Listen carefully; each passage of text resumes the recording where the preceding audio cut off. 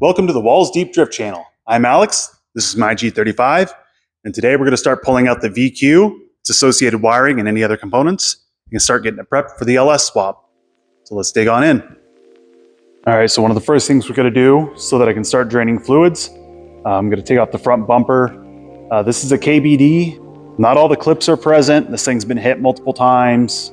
I've got broken pickup points, so if there's something missing, it's because this car's been wrecked a few times, so don't worry about it.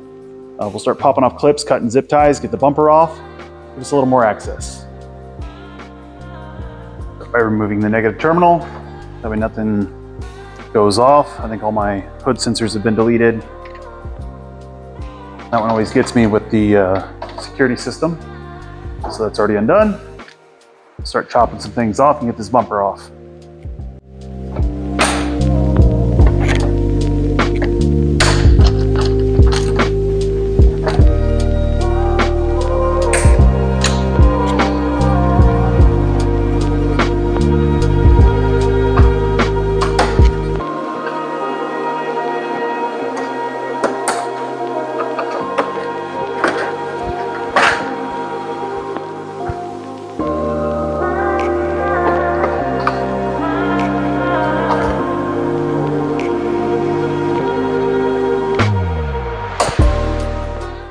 And I'm expecting most of these to snap. Got a lot of stress on them.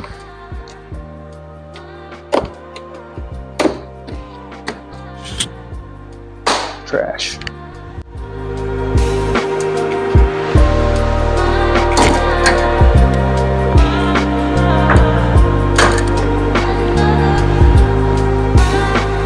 Underglow. That's all coming off. Trashed. To make things a little easier on myself, I'm going to lift the car up a little bit more. We're going to start draining fluids, starting with the radiator. So let's raise this up.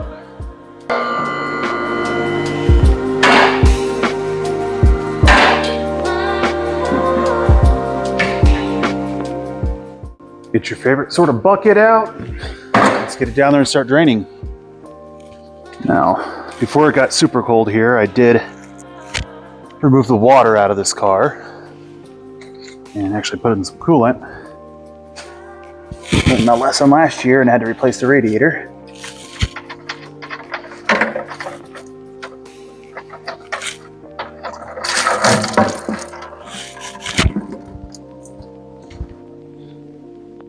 And then pop your radiator cap.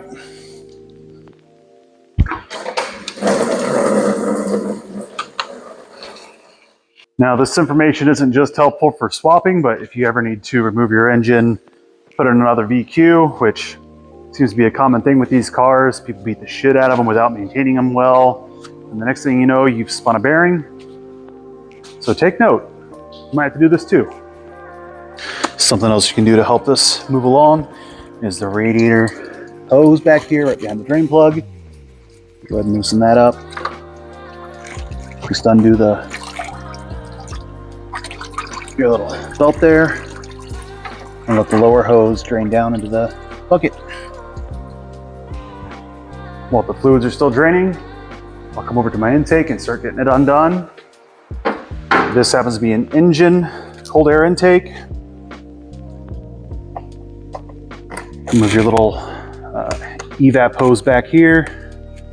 I think that might pop that hose off.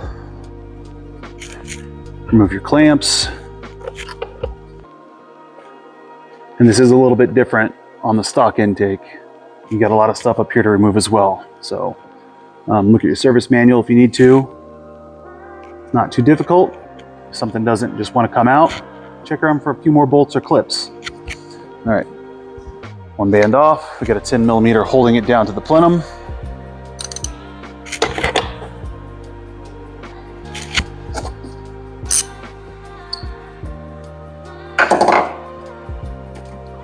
That gets it loose, and there's also the MAF plug over here. Move the camera.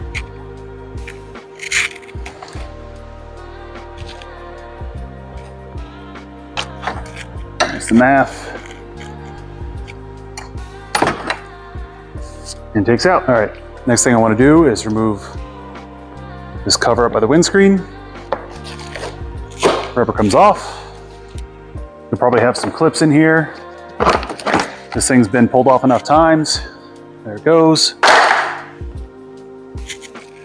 Get myself a 10mm and pull off the positive terminal. 10 mils always missing.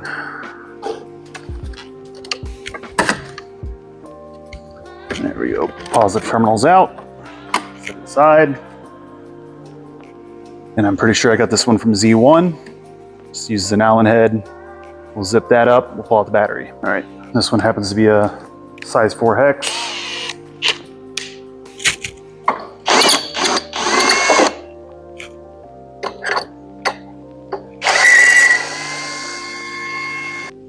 These are really nice replacements for the stock ones. I lost the stock one many years ago, so this has been great. Battery comes out. Being on the lift does have its disadvantages sometimes, like can't really get the door open to get the camera mount in here, but we're gonna go ahead and try to undo the body modules and the ECU. So we'll go ahead and give that a squeeze and pull up the arm. And that ejects the ECU. Very simple. Body modules can be a little tougher. Usually have to get a screwdriver between the gray lever and the clip itself. Give it a good pry. And hopefully don't have a good cry.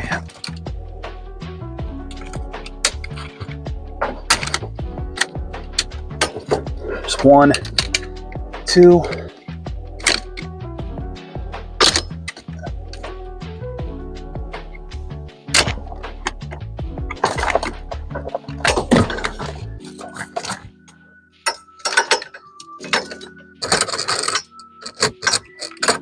Come on, you son of a bitch.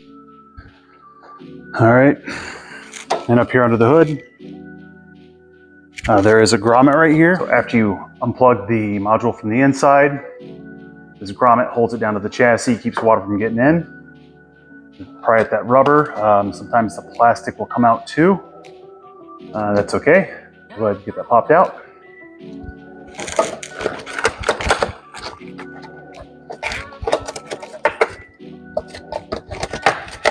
Pry at the outer edges of the rubber, comes right up, and then feed it up through the hole.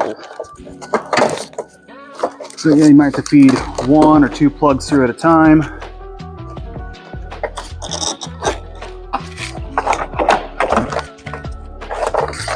There's the ECU, there's 1 body module. It looks like the other one stays in the vehicle. All right.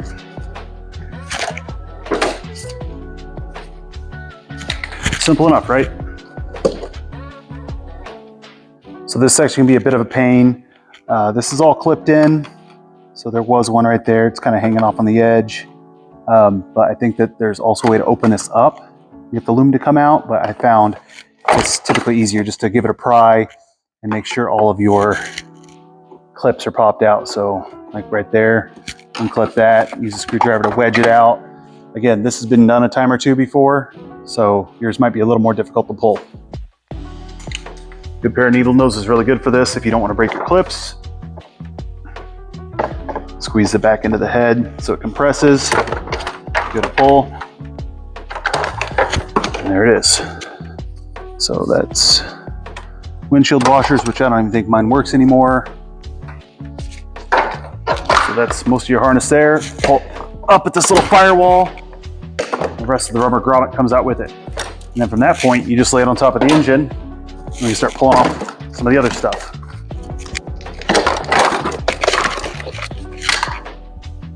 All right, some of the little things I typically forget when I pull this stuff off. Things like your coolant overflow and your washer fluid. I'm really good at dropping these.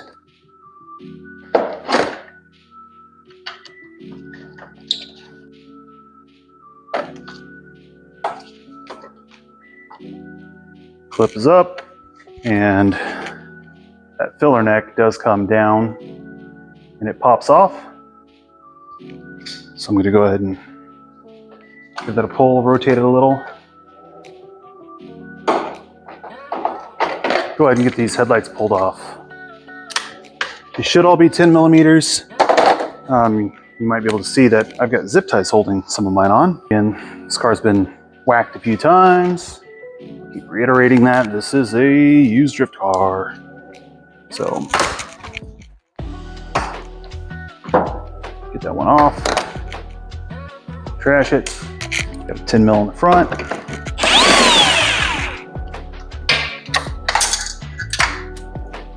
Oops. And one here on the side.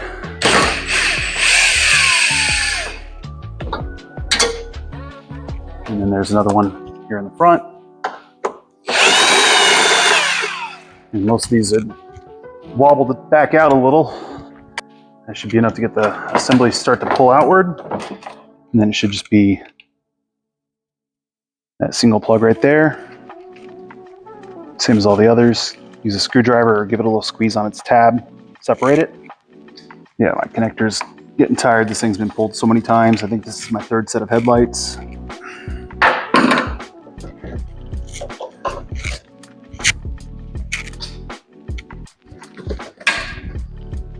Headlight assembly is removed. One connector. You don't have to do everything else underneath. Just keep it all assembled. Set it aside. Then do the same on the other side. We'll go ahead and start pulling off this front bumper. These are 12 millimeters. Should be 4 on each side. But hey, guess what? This car's been hit a few times. Not everything lines up anymore. Not everything has a bolt in it, so let's zip these off. I'm hanging here. Here, how heavy that is. Just watch your toes and hands as this thing starts to come undone. It is aluminum, but it can't hurt.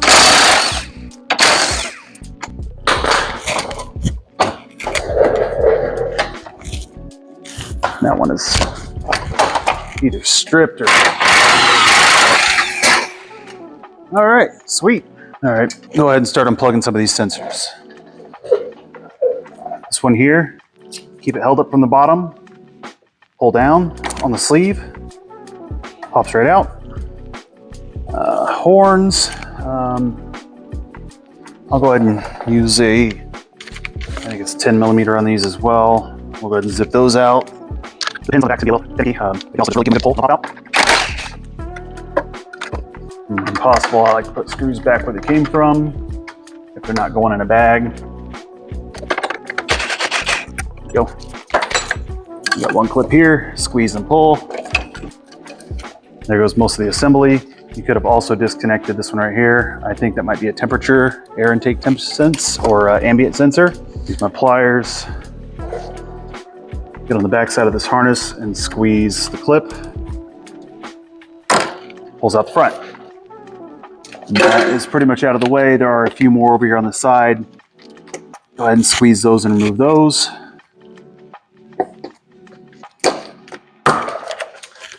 Or give them a good tug. They'll eventually go out. And then that's connected to the bottom of the frame. Slide that part of the harness out of the way. And let's take a look. Probably the steering cooler would be next. So for the power steering cooler, it looks to be about 3 bolts. We have 1, 2, and then there's a third one over here on these lines that connects to the core support. I am missing one right there, so go ahead and pull these others. If I have the right head on here.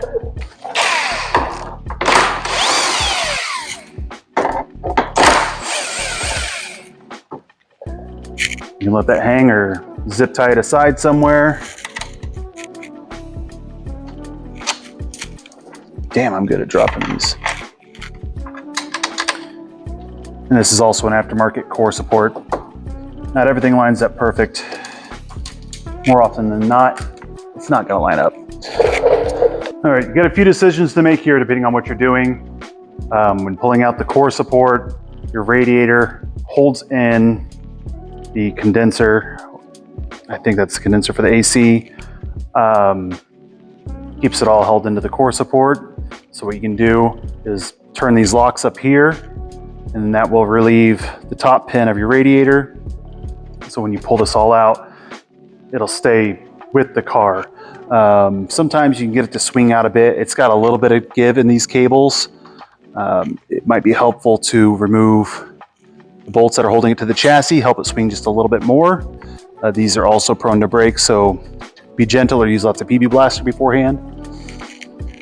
But since I've already disconnected my radiator hoses, the radiator is going to come back with it. Let's see if we can just finagle it like that. The next thing to do is pull out 4 bolts, so 2 up here, 2 on the other side. And with that, the whole core support should start coming out. These are also 12mm heads.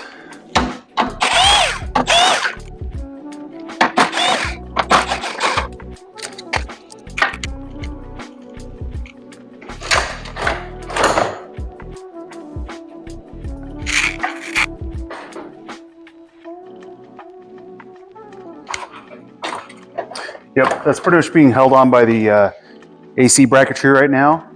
So we'll go ahead and undo these clips, pull the radiator, and then we'll lift out the AC as well. I'll come up here and take another look. You see lock and unlock. These usually have rubber insulators too, stock. As you rotate, there we go. It comes right out, lines up with the T in the hole. Do the same for the other side.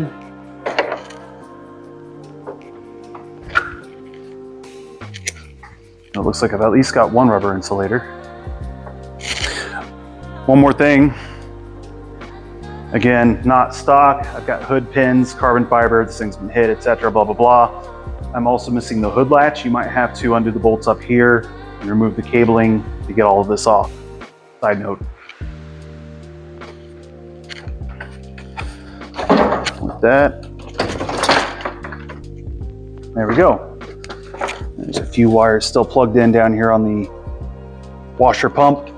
Be careful when you pull this tubing because it will start leaking everywhere. There we go. Core support is free. And actually, they're quite expensive.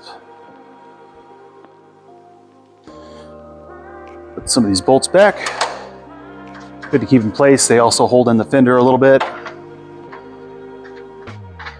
Don't lose those. I always hate going to pay like $6 for a bolt at Nissan or the hardware store. Next, we'll go ahead and separate the radiator from the condenser. 2 bolts, I think those are 10mm. Yep.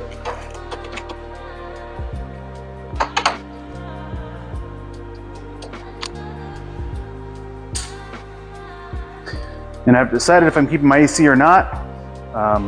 I may end up calling a mobile mechanic to come and evacuate my system. Be nice to your environment when you can.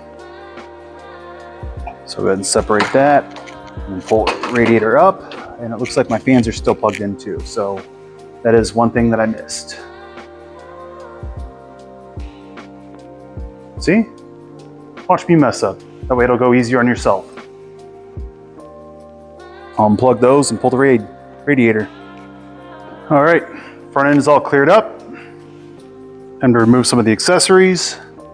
So we'll start just by getting rid of the radiator hoses.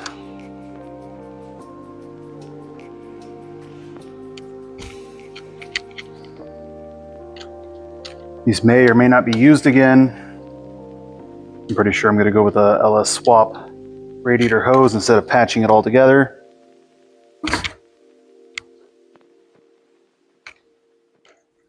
All right, so at this point, my lapel microphone has died and I didn't notice it, so I'm just going to try to dub over what's going on. I'm starting by loosening the tensioner pulley for the power steering pump and alternator first, and then going over to the tensioner for the AC compressor. The nut on the AC compressor is a bit stuck, so I'm going to have to get rough with it.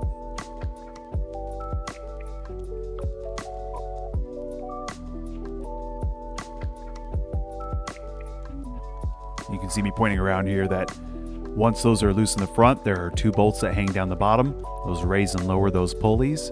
So we'll go ahead and get the driver on there and loosen them up.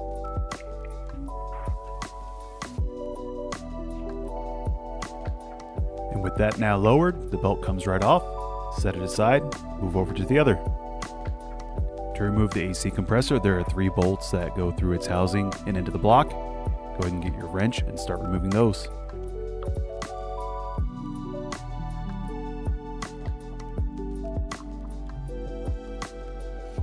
A little tip here for these bolts, they seem like they'll hit the chassis as they come out.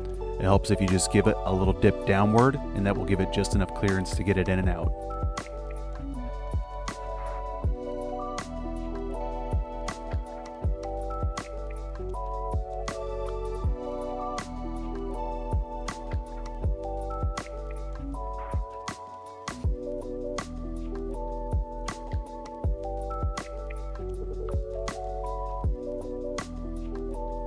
Take note that there is a plug here that engages the clutch on the AC compressor, so make sure that is unplugged first, and then we'll go ahead and pull off the compressor.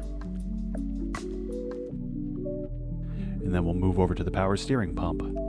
At this point, you only need to remove 2 bolts from this. As you see, I tried to remove the bracketry around it, and that didn't quite work, so I went with the top, and then the one that's behind the pulley, and then you just give it a bit of a shimmy and pull it out.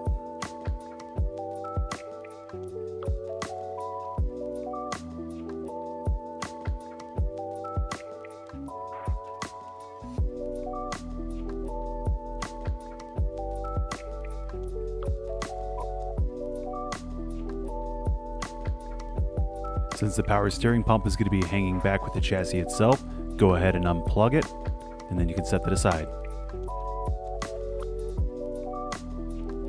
Next, we'll go ahead and remove the heater core hoses. I do find it a little easier to disconnect it at the engine side instead of at the firewall, so go ahead and use whatever pliers or screwdrivers you need to loosen the clamps and get those hoses removed.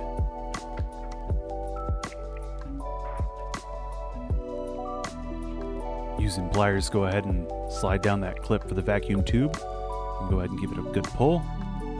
That'll get it disconnected from the port on the firewall.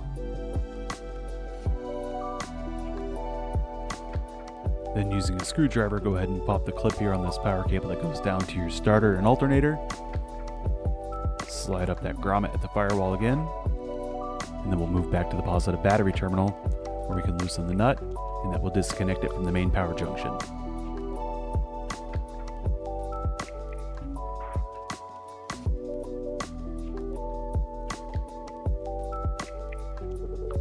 We then move over to the gas feed line. Go ahead and crack those 2 bolts loose, thread them out.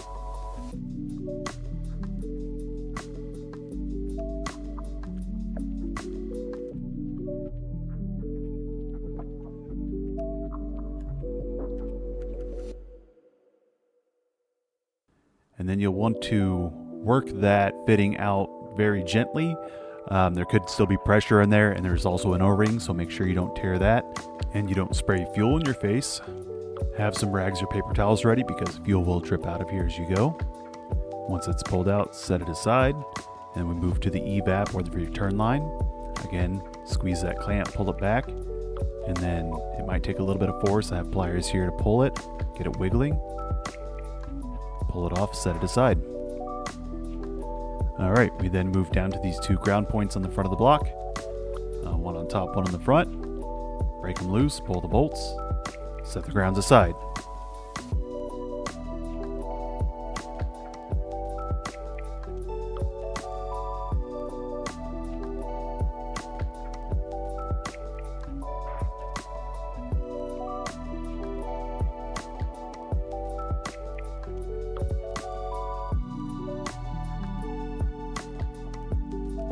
I think at this point it's a good time to wrap up this video. We've taken everything off the front of the car, gotten the engine disconnected from any hoses and wiring, and we can start moving to the underside to remove transmission, exhaust, and other components.